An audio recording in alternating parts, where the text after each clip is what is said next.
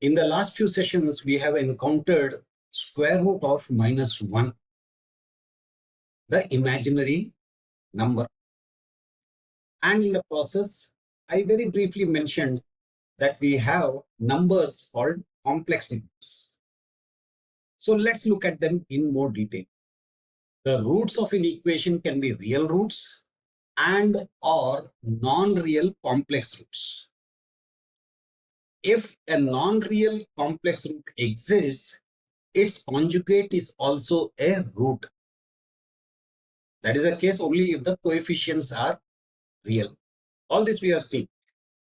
A number of the form a plus ib is called a complex number where a and b are real numbers and I is the imaginary unit.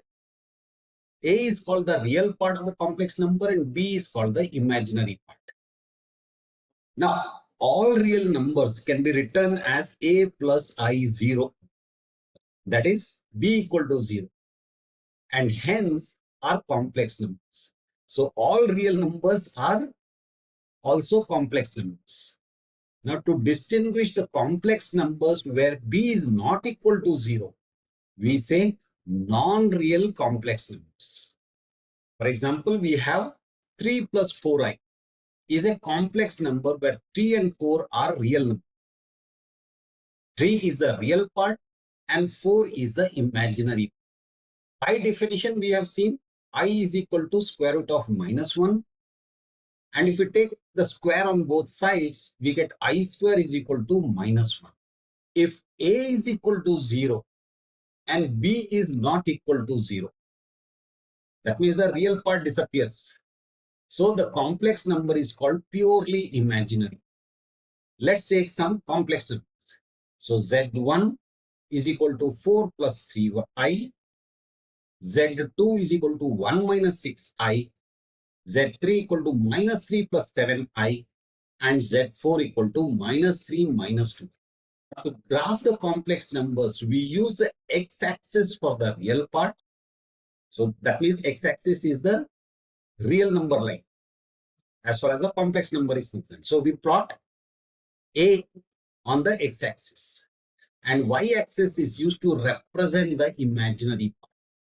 So on the y-axis, we plot the B part. The plane formed is called the Argand plane or the complex plane. So here, x-axis is the real part and y-axis is the imaginary. Together they form a plane which is called the Argand plane or the complex plane. Now let's plot some points. So let's say we have this point. Now this represents which complex number? -1, 2i. So let me display that. -1 plus 2i. Now let's move this. Let's go to 4 plus 3i. So what do we do? And to make it easier, let's bring in the grid. So we want 4. 4 plus 3i. So this is the point which represents this complex number, 4 plus 3i.